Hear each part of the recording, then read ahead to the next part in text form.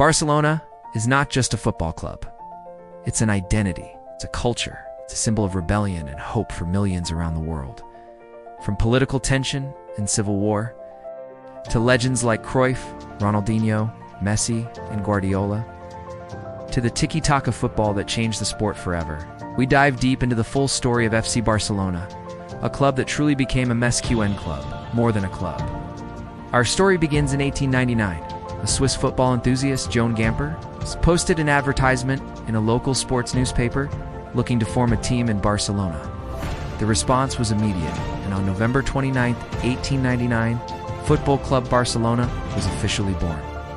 The early Barcelona wasn't the global giant we know today, but the club quickly became a gathering place for the city's cultural identity, especially the Catalan identity. The club crest and colors, the passion of the fans, and the spirit of the players all became symbols of pride during a time when Catalonia was fighting hard to preserve its language and culture.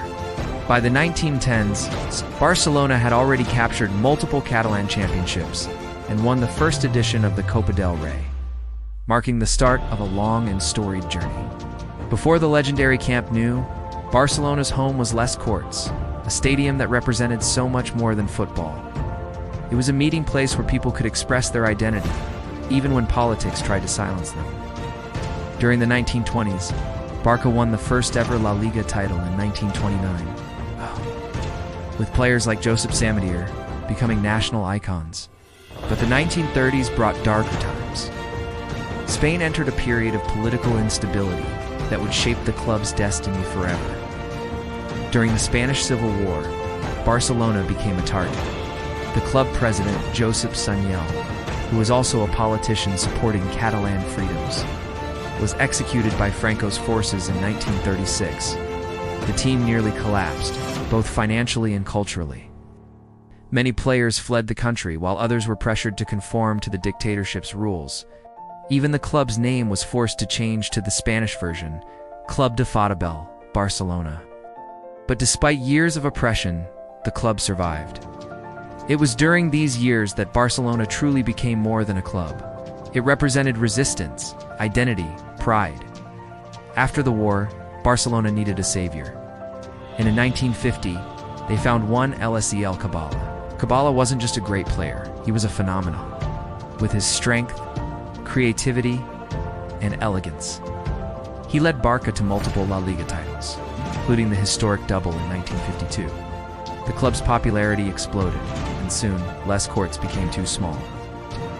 This led to the construction of Camp Nou, which opened in 1957, a stadium that would become a temple of world football. But success did not last forever. The 1960s and early 1970s were frustrating years. Real Madrid dominated Spain, winning title after title, often with perceived political support. Barcelona fans felt the pain deeply. But everything changed in 1973 when a long-haired Dutch genius arrived, Johan Cruyff. Cruyff didn't just bring skill, he brought a philosophy. In 1974, he delivered a legendary 5-0 victory over Real Madrid at their own stadium, the Bernabeu, a match that still lives in the soul of every Barcelona fan. Cruyff's ideas about positional play and attacking football were the seeds that would later transform the entire club, but his biggest impact was yet to come. In 1988, Cruyff returned to Barcelona, this time as manager. His mission, rebuild the club from the inside out. His weapon, a new generation of talent and a revolutionary style of football. Under Cruyff, Barcelona created the Dream Team, featuring stars like Pep Guardiola, Ronald Koeman, Michael Laudrup, and Hrsto Stoichkov. They played a fearless style of football based on possession, triangles, and total movement. In 1992, Barcelona won their first ever European Cup, with Koeman scoring a thunderous free kick at Wembley. Cruyff didn't just win trophies. He built the modern foundations of La Masia, the academy that would create future legends and define football for decades. After Cruyff left, the club struggled, both financially and emotionally. The late 1990s were full of inconsistency. But then, in 2003, along came Ronaldinho. When he joined, Barcelona rediscovered its smile. Ronaldinho was pure magic. His creativity, his joy, his impossible plays. He became a global superstar and brought Barcelona back to the top, winning the Champions League in 2006. But as Ronaldinho's era faded, something even bigger was about to begin. In 2008, a young and unproven manager took charge, a former club captain named Pep Guardiola. He promoted a shy 21-year-old La Masia graduate to be the centerpiece of the team. His name? Lionel Messi. Guardiola built his team around players who understood Cruyff's philosophy: Xavi, Busquets, Piqué, and Dani Alves. The result was the best football the world had ever seen. In 2009, Barcelona achieved an unprecedented sextuple, 6 major trophies in a single year. Their tiki-taka style wasn't just passing, it was domination, precision art. The 2011 Champions League final against Manchester United is still considered one of the greatest team performances in football history. Barcelona had reached perfection. After Guardiola, the club adapted again. In 2014, Barcelona built a new dynasty around the attacking trio known as MSN, Messi, Suárez, and Neymar. 3 incredible talents, each in their prime. Their on-field chemistry was unstoppable. Barcelona won the treble in 2015, destroying opponents with a breathtaking combination of speed, technique, and creativity. The MSN era produced some of the most iconic attacking football ever seen, but success comes at a price.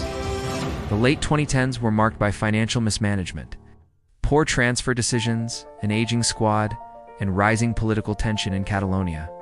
Things reached a heartbreaking breaking point when Lionel Messi, the greatest player in the club's history, was forced to leave in 2021 due to financial restrictions.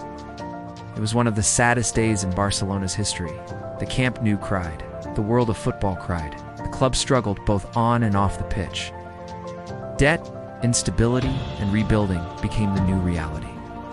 But this club never stops fighting. Today, Barcelona is rebuilding with a new generation of young talents like Gavi, Pedri, Lamine, Yamal, Araujo, and Balde. The goal is clear: return to the core values of La Masia, Cruyff, and Guardiola. The temporary move away from the Camp Nou, while the stadium undergoes a massive renovation, symbolizes a new beginning, a rebirth.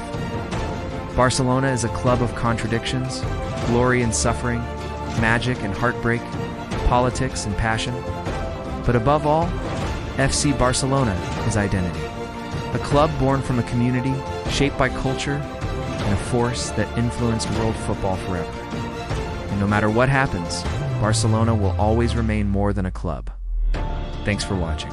If you enjoyed this journey through Barca's history, don't forget to like, subscribe, and hit that notification bell for more stories from the world of football. See you next time.